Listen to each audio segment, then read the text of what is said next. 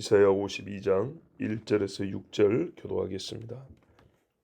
시온이여 깰지어다 깰지어다 내 힘을 낼지어다 거룩한 성 예루살렘이여 내 아름다운 옷을 입을지어다 이제부터 할례받지 아니한 자와 부정한 자가 다시는 내게로 들어옴이 없을 것임이라.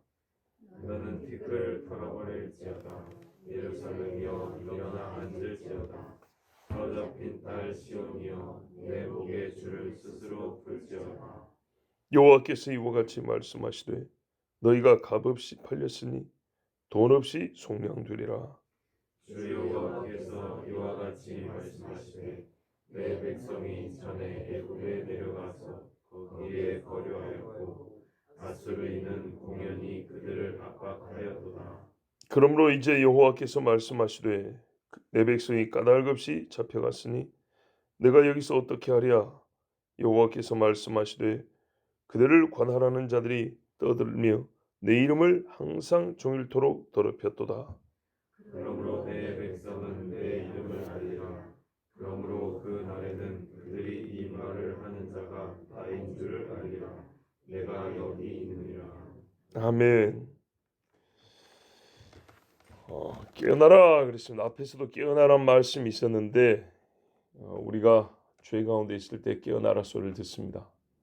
근데 이 이사야 51장 52장의 맥락에서는 포로로 끌려가 가지고 죽을 지경에 처한 이스라엘 사람들에게 말하자면 정신 차려서 이제 나와라 그런 말이 됩니다. 하나님이 살리시려고 하는 거예요. 그러니까는 너희가 일어나서 와봐 이렇게 한 게 아니고 하나님이 지금 깨우고 있는 중이에요. 돌이키려고 베드로 데리고 오려고 준비를 다 마쳤어요. 그런데 여전히 안 가겠습니다. 아이고 우리가 어떻게 돌아갈 수 있겠습니까? 하나님이 그렇게 했어도 우리 못 갑니다. 이런 소리 하지 말고 깨워서 가자 할 때 어쩌라고요? 딱 손잡고 일어나라 그 말입니다. 어떻게 하겠냐 하니까 이제 옛날의 수치와 슬픔을 떨쳐버릴 내게 이유가 있다. 가자 해도 우리는 이 모양 이 꼴로 해가지고 어딜 돌아가겠습니까? 아니다 이놈들아. 내가 너희를 이제 데려갈 이유가 있다. 그것까지 들으면 너희가 일어날 것이다. 그러니까 아무짝에 쓸모없다고 낙마하고 있는 사람에게 그냥 손만 잡아 일으킨 게 아니고 너희가 이제 일어날 이유가 있어. 돌아갈 명분이 있어. 근거가 있어. 그런 말입니다. 그래요? 우리가 이제 자격이 있단 말입니까? 우리가 돌아갈 수 있는 하나님이 보시기에 그렇게 판단할 만한 이유가 있단 말입니까? 그게 있어요. 그게 뭐냐 하면 보십시오. 1절에 무슨 변화가 일어나고 있냐 하면 너희가 지금은 종과 노예의 옷을 입고 있는데 아름다운 옷을 입을 때가 됐다 그랬습니다. 아름다운 옷을 입을 때가 됐다. 죄가 씻겨졌다는 말이기도 하지요. 그래서 할례받지 아니한 자와 부정한 자가 시온에 들어오지 않을 것이다. 이제 너희가 예루살렘에 돌아가면 옛날에는 하도 죄를 많이 져가지고 이방 사람들이 들어와서 더럽히고 죽이고 핍박하고 그랬는데 이제는 그런 일이 없을 것이다. 그러려면 어떻게 되죠? 이스라엘 본인에게 변화가 있어야 되겠죠. 이스라엘 본인들에게 무슨 일이 일어나야 되는 겁니다. 옛날같이 똑같이 죄 지는데 어떻게 다른 일이 있을 수 있겠어요? 똑같은 일이 있어야지. 또 죽고 또 파고들고 또 괴롭힘을 당해야죠. 근데 그렇지 않다는 거예요. 일단 아름다운 옷을 어울리고 의롭다 거룩하다라고 이름을 듣게 된다는 겁니다. 이야 이게 무슨 일인가. 계시록 21장에 보면은 새 예루살렘 이야기를 하고 있는데 그게 뭐냐면 신부가 단장에서 오는 것 같더라고. 깨끗한 정금으로 된 새 예루살렘 하늘에서 내려옵니다. 그리고 개들과 술객들과 음행하는 자들과 우상 숭배자들은 들어오지 못하고 흰 세마포 입은 자들만 들어오리라 하고 새 예루살렘 얘기를 하고 있는데 이 땅에 있는 예루살렘이 꼭 그와 같이 여겨진다는 얘기입니다. 자, 오늘 이 말씀이 가깝게는 바벨론에서 돌아오는 이야기고 멀리는 예수 그리스도가 구원하는 이스라엘 이야기고 그 다음에는 마지막 때에 하나님이 예루살렘을 완전하게 회복하는 그 이야기를 다 함께 포함하고 있는 말씀입니다. 그러니까는 그 층마다 주시는 말씀 우리가 다 파악할 수 있어야 되겠습니다. 그래서 요한계시에 보면 그 새 예루살렘은 마지막에 그 예루살렘은 어린 양의 생명체에 기록된 자들만 들어오고 그렇지 않은 사람은 아예 출입이 안 되는 곳. 그러니까는 거룩한 도성이란 말이 완벽하게 어울리는 그 성이 됩니다. 자, 지금 그 이야기를 바벨론에 있는 자들에게 말씀하고 있는 거예요. 무슨 말인가요? 완전하지는 않지만 부분적으로 그 일이 성취된다는 얘기입니다. 이 바벨론에서 돌아왔을 때, 자, 어떻게 그렇게 됐냐? 예루살렘으로 막 왔을 때 누가 있었냐면 산발락과 도비아 같은 사람들이 와가지고 예루살렘 성 쌓는데 우리도 몫이 있다, 우리도 지분이 있다, 함께 동참해달라, 시켜달라 그랬어요. 느헤미야가 허락했습니까? 안 했죠. 와보니까는 애들이 히브리 말을 못하는 거예요. 아람 말을 하고 이방 나라 말을 하는데 히브리 말을 못해요. 그래서 느헤미야 에스라가 보고 야, 이래가지고는 안 된다 해서 이방 여자들과 거기서 난 애들까지 다 쫓아버렸어요. 굉장히 괴로운 이야기죠. 살을 찍어내는 것 같은 고통이었어요. 그런데 그렇게 해서 더 이상 아무도 순수한 이스라엘 유대인 외에는 이 예루살렘에 거하지 못하게 했어요. 자, 이거는 뭐죠? 하나의 정책으로 끝난 게 아니라 신앙적 결단입니다. 이거는 마지막에 있을 새 예루살렘의 하나의 예표적인 사건입니다. 실제로 우리 하나님이 이사야를 통하여 예언한 말씀이 그거예요. 너희가 돌아올 때 돌아와서 사는 예루살렘 성에는 이전과 같이 이방인들이 함부로 들락날락하거나 너희를 핍박하거나 유혹하거나 미혹하거나 너희가 그들의 풍습을 쫓아 죄를 짓는 일이 없고 깨끗한 도성이 될 것이다. 그러려면 전제가 뭡니까? 너희가 깨끗한 자가 되어야 하는 것이고 너희가 그 마음이 변하지 않을 것인데 내가 그렇게 해주겠다는 겁니다. 그래서 지금 하는 말이 스스로 티끌을 떨어버리라 그럽니다. 네 스스로 하라. 이거 중요한 이야기입니다. 여러분, 은혜의 수단은 내가 제공할 것이고 정결하게 하는 방법도 내가 가르쳐 줄 것인데 너를 묶었던 포승줄, 사슬 그거 내가 자물쇠는 열어줄게. 그런데 어떻게 하라고요? 네 몸에서, 네 목에서 걷어내고 풀어내는 건 네가 해라 그 말입니다. 이거는요, 우리 구원을 네가 할 몫이 있고 네가 맡은 지분이 있으니까 구원에 있어서도 네가 할 일이 있다 이렇게 읽을 것이 아닙니다. 이거는 하나님이 다 해주는 것인데 여러분 어떻게 하죠? 그걸 받았다는 거 아닙니까? 봐보세요. 풀어줬는데 풀린 줄을 몰라요. 걷어낼 수 있을까요? 그럴 수 없겠죠. 이거는요, 내가 준 자유를 누리라 그 말입니다. 누릴 줄은 알아야 되는 거죠. 봐봐지 이러다 하나님은 되겠습니까? 그게 아니고 나에게 무슨 일이 하는지 줄이 풀렸다는 걸 아는 거죠. 그럼 어떻게 과감하게 그래 난 자유다고 확 던져버리는 겁니다. 예? 고레스가 돌아가라 그랬단 말이죠. 하나님이 해준 거예요. 그럼 어떻게 하라고요? 이야 갑니다 하고 쫙 가라 그 말입니다. 내가 걸어가야죠. 그것도 독수리로 날아서 실어다가 택배 배달하듯이 그렇게 해줄까요? 그렇게 하는 게 아닙니다. 구원은 내가 받고 어떻게 해요? 갑니다 주님 하고 딱딱 걸어서 가는 겁니다. 천국을 향해서 걸어가는 겁니다. 내 몸에 티끌을 우연한 바람이 날려주기를 바라지 말고 내 몸이 감쌌던 줄들을 네 발 아래 쌓인 채 그대로 두지 말고 이게요 풀어놨더니 이게 그냥 훅 떨어진단 말이죠. 발 밑에 이제 쌓여있단 말이에요 줄이. 근데 거기에 또 갇혀갖고 있는 거예요. 이래가지고 어떻게 해야 돼요? 넘어가야지 이제 그죠? 이렇게 하라 그 말입니다. 그래서 하나님이 스스로 네가 알아서 해라 그랬습니다. 너는 입이 있다. 네 입으로 시인해라. 내 손이 움직일 수 있으니 순종해라. 내 발을 성하게 해줬으니 잘 보세요. 네 누웠던 침상은 네 손으로 들고 가. 이게 자유를 누리는 겁니다. 너에게 율법을 볼 수 있는 눈을 줬어. 직접 읽고 하나님이 주신 법의 자유를 누려. 그래서 하나님이 이스라엘을 돌려보는 거예요. 자, 이런 정도의 보세요. 이제 깨어남이 있다면, 영적인 각성이 있다면 예루살렘에 돌아왔을 때 뭔 일 하겠냐 이 말이죠. 아까 말씀은 그거예요. 이 성을 얼마나 거룩하게 하겠어요. 거룩하게 해서 피를 씻어내겠죠. 옛날에 의인들의 피 흘린 거 물때다 씻겠죠. 그죠? 가봤더니 청소업체가 와서 깨끗하게 해주고 이거 아니죠. 거룩한 성 예루살렘을 만들어주겠어. 아멘. 그렇게 돌아갔어요. 가봤더니 벽이 허물어져 있는 거예요. 어떻게 해요? 쌓자. 예. 율법이 찢어져 있는 거예요. 다시 쓰자. 피가 막 짐승 똥이 막 범벅이 돼 있고 냄새가 나는 거예요. 청소하고 다시 하나님 앞에 향불을 피우자. 여기 제사장 족속들 조상으로부터 내려오는 그 향 만드는 법 알죠? 다시 만드시오. 하나님 앞에 우리 향기로운 향을 올려드립시다. 그렇게 하겠죠. 그렇게 하라 그 말입니다.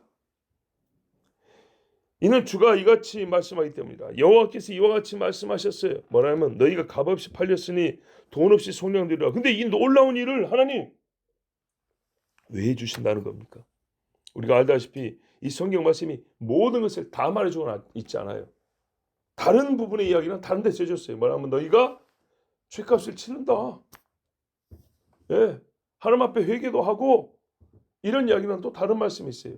근데 이들이 돌아올 수 있는 하나님이 말씀한 이유 또 다른 차원의 이야기를 오늘 해줍니다. 그게 뭐냐면 너희 값없이 팔렸다. 값없이 돌아가게 하겠다. 우리 예수 그리스도 우리를 구원하시는 값없이 우리를 속량하셨다는 우리가 받은 건 값없이 받은 거죠. 주님은 자기를 희생하셨지만 받은 우리는 값없이 받았잖아요. 그 구원의 깊은 진리를 말씀하고 있으면서 당대 이스라엘은 어떤 의미냐 하면 이런 말인 거예요. 너희를 아수르 사람, 바벨론 아수르 사람이라고 합니다. 왜냐하면 여러분 바벨론이요 쉽게 말하면 아수르의 한 집안이 떨어져 나온 거예요. 아시겠죠? 아수르의 한 부분에서 나온 게 신바벨론이라는 나라예요. 그래서 똑같이 불려요. 아수르 사람 바벨론 갈 때 같이 불려요. 그 사람들이 너희를 사로잡아갔는데 잡아갔으면 값을 치라는데 값을 치르지 않았다는 거예요. 하나님의 판단입니다. 너희 몸에 대하여 주권은 주장을 했는데 그렇으면 죄 지은 너희를 데려서 회개를 시키거나 하나님이 회개를 시켰지 아수르가 바벨론 시켜준 게 아니었어요. 하나님의 은혜의 길로 돌아가게 하거나 뭔가 내가 뜻한 일을 좀 해야 될 텐데 그놈들은 그러지 않고 이참에 죽여버리겠다. 없애버리겠다. 유대민족을 말살시켜버리겠다. 이런 짓만 했다는 겁니다. 이 일을 엄청나게 시켜먹고 다 죽여버리겠다. 하나님이 말씀하시고 뜻하였던 이스라엘 사람들이 이스라엘 되게 해가지고 당근지에서 내보내겠다. 이 일은 할 생각이 없는 거예요. 하나님이 손 안 냈으면 아무 일도 일어나지 않고 다 죽었을 거예요. 그래서 이 사람들이 처음부터 권한이 없는 자들인데 내가 잠시 위임을 해줬더니 그 자기들이 원래 권한을 가진 것처럼 너희들에 대한 모든 악한 일은 행사를 다 했지만 너희한테 해줘야 할 일은 하나도 안 했다. 일만 시켜먹고 고생만 시켜먹고 자 그러니까 어떻게 해요? 너희는 이제 자유다. 그런데 내가 너희에게 아까 보세요. 첫 번째 차원은 얘기했죠. 영적인 이야기는 했어요. 이제 육적인 이야기를 하자면 바벨론에 대해서도 너희가 자유를 얻을 수밖에 없는 것은 그 사람들이 너희에게 고생을 시키고 일을 시키면서 돈을 안 냈다 이 말입니다. 싹스를 안 냈다. 그러니까 나갈 수밖에 없죠. 나가도 되는 거죠. 이해가 되시죠? 바벨론에 사로잡힌 것을 하나님과 순수하게 하나님과 차원을 생각하면 죄를 지었고 매를 맞는 거예요. 근데 그 도구로 바벨론을 썼단 말이죠. 바벨론은 이스라엘과 자기들이 하나님이 아니기 때문에 사람 대 사람의 관계라고요. 근데 이 사람들은 잡아가지고 뭐 했냐? 일만 시켜먹고 고생만 시키고 싹쓸 주지 않았다는 얘기입니다. 그러니까 하나님 입장에서 문제만 해결되면 이제 가는 거예요. 왜? 바벨론하고는 계산할 것이 없어요. 이해가 되시죠? 이 사람들이 오히려 권한이 없으니까 보내줘야 되는 거예요. 내놓으라 하면 하나님과의 관계만 해결되면 하나님이 이제 데리고 간다 하면 가는 겁니다. 자, 나는 그들에게 시킨 일이 있었는데 이놈들은 불의만 해갖고 그랬으니 너희는 돈 없이 자유가 주어질 것이다. 이게 이제 깊은 차원에서는 어떻게 해요? 너희가 돈 없이 속량되리라는 이 말씀이 예수 그리스도의 구원을 가리키지만 우리가 일단 이 당시에 우리 하나님이 하신 말씀이 내 공의가 내가 판단해 보니까 너희는 이제 나올 때가 됐다. 가자 그 말입니다. 자, 이는 주 하나님이 뭐라고 말했냐 하면 이 사람들이 이제 이해를 시킵니다. 이스라엘 사람들에게 옛날에 너희 조상들이 애굽에 내려간 적이 있었다. 자, 그때는 팔려간 것도 아니고 죄를 지어간 것도 아니고 정당하게 살려고 간 것이다. 예. 한정적인 기가 있지만 요즘 말로 하면은 이민 간 거라 이 말이죠. 정당하게. 요셉이 총리였고 요셉이 애굽을 살려줬단 말이에요. 요셉이 애굽을 살려줬기 때문에 요셉의 식구를 애굽이 이렇게 공개하고 그들을 건사하는 거는 전혀 무슨 문제가 될 게 없었단 말이죠. 더 한 번 더 했지 그걸 못 하겠습니까? 전체 애굽을 살려줬는데 애굽에서 이스라엘 사람들 그때 당시 처음에 70명 또 나중에 말해봐야 몇 명 되겠어요?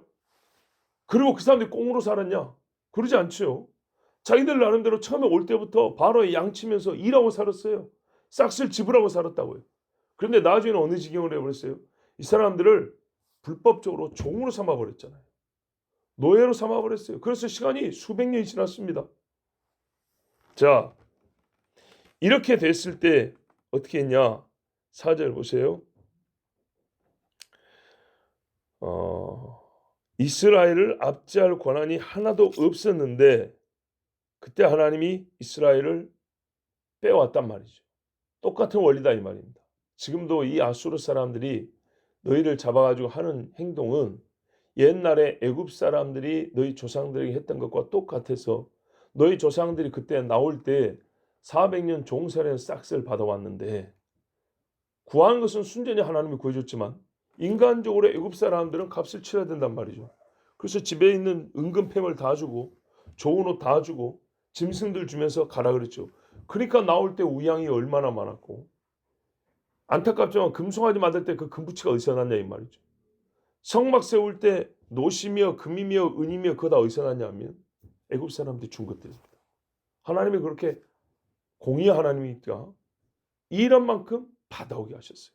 사실은 그 애기들 죽은 걸 생각하면요. 생명값을 생각하면 훨씬 더 많이 얻어와야 돼요. 하여튼 엄청나게 이렇게 얻어왔어요. 너희 조상들이 그렇게 나왔던 걸 기억하지? 아 그것이군요. 그래. 그 사람들이 무슨 정책의 변화가 생겨가지고 무슨 양심이 뭐 살아가지고 너희를 보내준 게 아니고 내가 10가지 재앙 때문에 내놓은 거야 결국. 10가지 재앙. 그래서 모세가 가자 하면 어떻게 해? 네 발로 걸어 나오는 거야. 너희 집 술에 있으면 거기다 짐 싣고 끌고 나오면 힘들지. 그래도 끌고 나오는 거야. 애기들 먹고 뭐 얻고 나오는 거야. 할머니 할아버지들 힘들면 부축해서 나오는 거야. 짐승들 몰고 이리 가고 저리 가고 그래도 힘들지만 데리고 나오는 거야.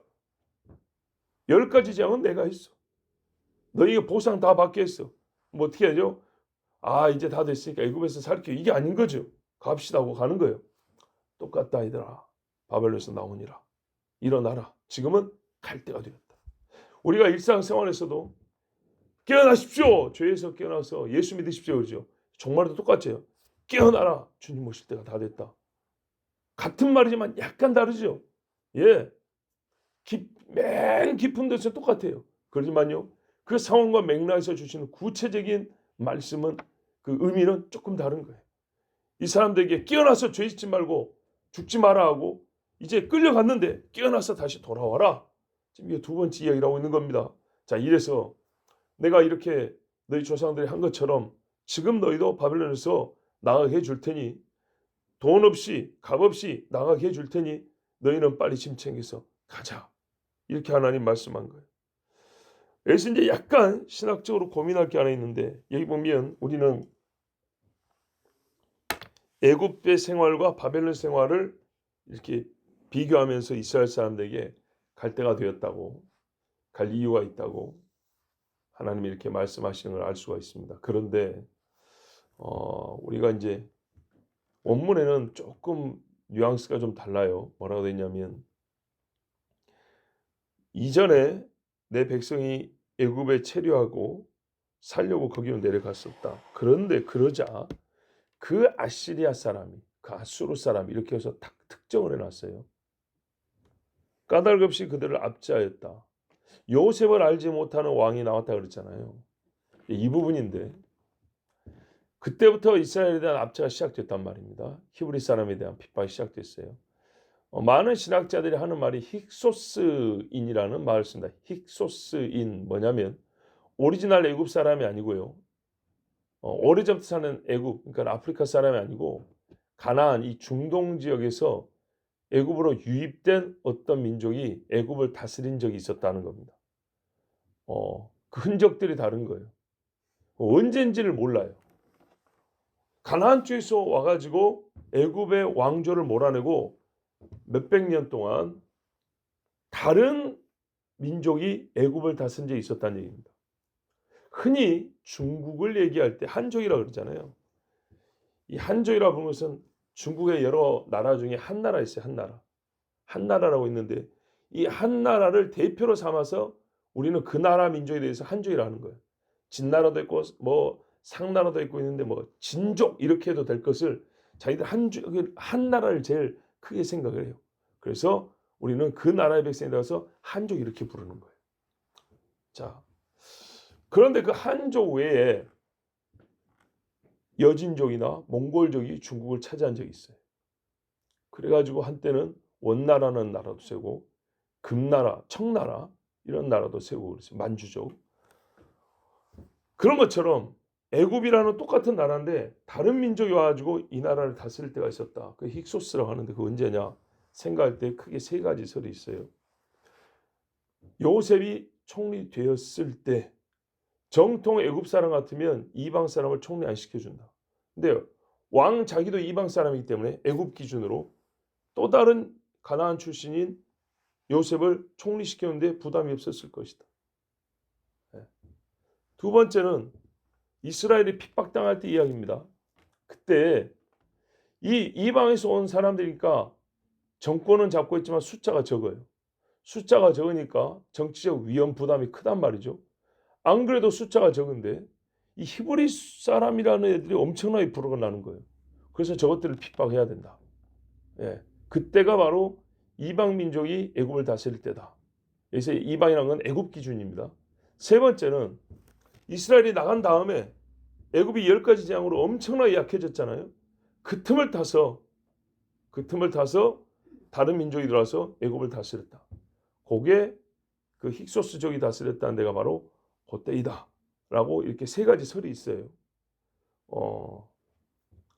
어느 것 하나도 우세하거나 뭐 그러지 않게 세 번째가 오히려 제일 약한데 저는 세 번째가 좀 의미가 있다 이렇게 생각하고 있어요. 이거 어디까지 이거는 설이에요, 설. 그런데 오늘 본문에 그 단서가 될 만한 말이다고 생각할 수가 있어요. 왜냐하면 애굽에 내려갔더니 그러자 그 아수르 사람이 애굽 사람이 아니에요.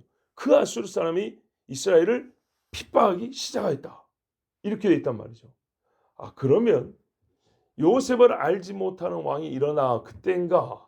라고 우리가 짐작해 볼 수 있다는 겁니다. 이거는 참고사항이고요. 자, 이렇게 이스라엘 백성을 하나님이 어떻게 해요? 돌아가게 한다. 이 가나안 바벨론 사람들은요. 5절 보십시오. 내 백성이 까닭없이 잡혀갔고 그들이 항상 나를 이름을 종일토록 더럽혔다. 이렇게 말씀합니다. 이게 무슨 말이냐면 그들이 이스라엘 사람들을 잡아가긴 할지라도 엄밀히 말해서 핍박할 자격이 있는 건 아닙니다. 자기들이 매를 때릴 권한이 있었던 건 아닙니다. 그런데 이걸 어디까지 했냐면 회개할 정도까지가 아니라 하나님이 우리를 잊어버렸는가 보다 할 정도로 즉 하나님의 은총을 부인하게 할 정도까지 핍박을 해버린 거예요. 그러니까는 바벨론이 이참에 잘됐다. 여호와를 아는 백성을 없애버리자 이런 작심을 한 거죠. 하나님의 은총을 중지 단절시키려고 그러니까는요 이 말이에요. 하나님은 이스라엘을 다 없앨 생각이 없어요. 담금질하려고 보냈단 말이죠. 근데 담금질하려고 보내놨더니 바벨론과 아수르 사람은 어떻게 했냐면 아예 훅 물에 집어넣고 그냥 다 익사시켜 죽여버리자. 이렇게 했다 이 말입니다. 그래서 하나님이 그때마다 겨우는 아니죠. 예, 그들 입장은 겨우지만 이렇게 세워서 숨쉬게 하고 다니엘 같은 사람 죽여버려 할 때 살려내고 다니엘 친구들 죽여버려 할 때 살려내고 하만이 유다인 다 죽이려 할 때 살려내고 이런 식으로 해서 살려내고 이것들이 분명히 내가 그렇게까지 하려고 보낸 건 아닌데 자기들 생각으로 이참에 아예 하나님의 이름을 부른 자들을 없애버리자는 거예요. 지금 보세요. 전 세계에 흩어져 있는 거의 2000년 동안 나라가 없었던 유대인들 하나님이 그들의 죄값을 치르지만 없애버리려고 한 게 아니에요. 때가 되면 모으려고 한 거지. 그런데 역사 중 어느 때 어떤 민족들은요 유대인들 다 없애버리자 그랬다고요. 예를 들어서 여자의 씨로 메시아가 온다니까 여자들을 다 없애버리자. 여자들을 다 더럽혀버리자. 이런 것처럼 이게 바로 사단의 생각이에요. 사단이 하는 짓이에요. 그러니까 어떻게 하나님이 거기서 다시 건져내고 구했다는 얘기입니다. 지금도 그 반복된 역사 중에 매우 큰 사건이지만 하나의 이야기입니다.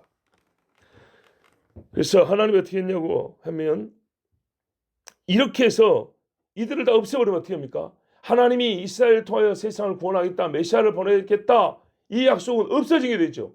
그럼 하나님을 부인하는 거예요. 결국에는 하나님을 우습게 만들어버린 거예요. 하나님 당신 전능하지 않아. 하나님 당신 지혜가 없어. 우리가 이렇게 할 줄 몰랐지. 우리 손에 맡겨놓으면 뭐 회개시켜 보내줄 줄 알지. 하하하. 사단이 이렇게 하나님을 깔깔대며 비운다 이 말이죠. 근데 하나님 어떻게 해요? 다 알고 있었어. 나는 너희가 그럴 줄 알고 있었어. 그래서 오히려 너희 같은 놈들 손에서 끄집어내버려서 내가 영광을 받으리라. 이게 하나님 말씀이에요. 자, 6절 보세요. 그러므로 내 백성은 내 이름을 알리라. 그러므로 그날에는 그들이 이 말을 하는 자가 나인 줄을 알리라. 내가 여기 있느니라. 자, 분명 5절 끝부분에 내 이름이 항상 종일토록 더럽혀졌다 그랬죠. 너희를 관하는 그 이방놈들 때문에 내 이름이 더럽혀졌는데 역전이라. 이 말입니다. 내 이름이 여전히 남아있고 정결하고 영광을 얻는 일이 있을 것이다. 어떻게 해요? 값없이 자기 백성을 애굽에서 끄집어낼 때 그 영광이 얼마나 컸습니까? 여리고에 갔더니 난리가 났잖아요. 예? 바벨론에서 구서에 나올 때 그 동네 그 오는 길에 그 수백 킬로 오는데 사람들이 난리가 났잖아요. 뭐라고요? 이스라엘을 흥왕케 하는 자들이 왔다고 하면서 막. 자, 이스라엘이 하나님, 자기 하나님 이름을 아는 일은 자명한 일이죠. 이런 때 어떻게 하나님 모르겠어요. 이스라엘 옛날에 애굽에 나올 때 하나님이 이런 보세요. 출애굽기만 보면요. 출애굽기 또는 민수기가 그 광야 이야기잖아요.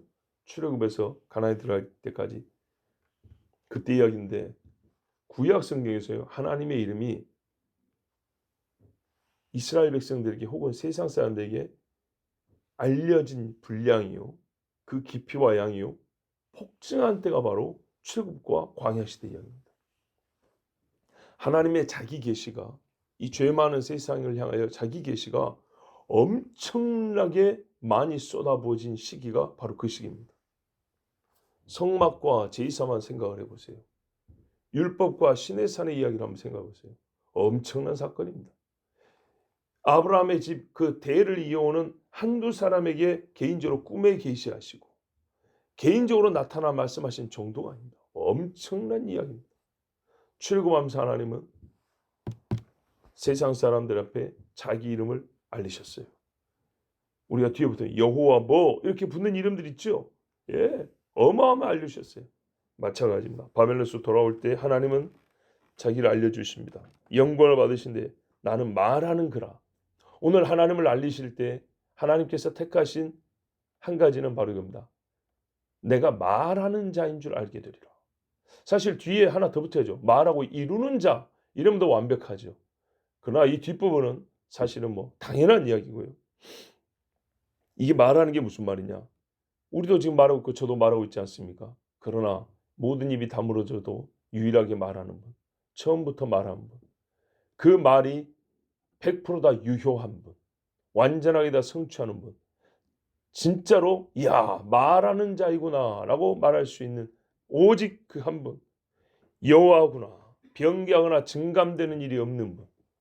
말하면 그 말이 오늘 봐도 여러분 음식은요 한 달 지나면 썩 없어지죠. 그렇죠. 사람의 말은 잊혀지고요. 또 중간에 가감이 됩니다. 왜곡도 됩니다. 그런 일이 벌어지지 않는 분. 자기 말을 스스로 지키는 분. 그 여호와를 이스라엘이 알게 되리라. 이스라엘이 아직까지 그분을 모르는 거예요. 그러나 알게 됩니다. 여호와를 온전히 알게 되는데 여러분 여호와를 온전히 알려면 그 이름부터 아는 것이 맞습니다. 모세도 물었습니다. 누가 나를 보냈다고 할까요? 스스로 있는 자가 보냈다고 해라. 그 이름으로 알게 되면 그가 말씀하는 자인 것을 알게 됨과 같은 말입니다. 그날의 여호와는 이렇게 자기를 알게 하십니다. 이것이야말로 자기 백성에게 가장 큰 위로가 됩니다. 여러분 들리십니까? 이스라엘에 들린 가장 큰 위로의 말씀이 예수께서 말씀하시기를 네가 누구냐 할 때 이르시되 나는 처음부터 너희에게 말하여 온 자니라. 아멘. 요한복음 8장 25절 말씀입니다. 기도하겠습니다. 아버지 하나님 감사합니다. 오늘도 우리를 사랑하셔서 부르시고 값없이 구원하시고 모든 죄의 대가는 우리 주님이 다 치르시고 이제 사슬을 벗겼으니 던져버리라. 내게로 나오라. 거룩한 성 예루살렘으로 가자. 예 주님 가겠습니다. 세상은 너희에게 자격이 없느니라. 너희를 붙잡을 권한이 없느니라. 너희에 대한 주권은 내게 있느니라. 나는 말하여 온 자니라. 주여 맞습니다. 여호와는 말씀하시는 분이십니다. 주님 우리에게도 이와 같은 신앙 고백이 있게 하시고 주님 주신 생명과 자유를 쫓아 거룩한 성 새 예루살렘으로 나가는 주의 백성이 되게 하여 주시옵소서. 예수 그리스도 이름으로 기도하옵나이다. 아멘.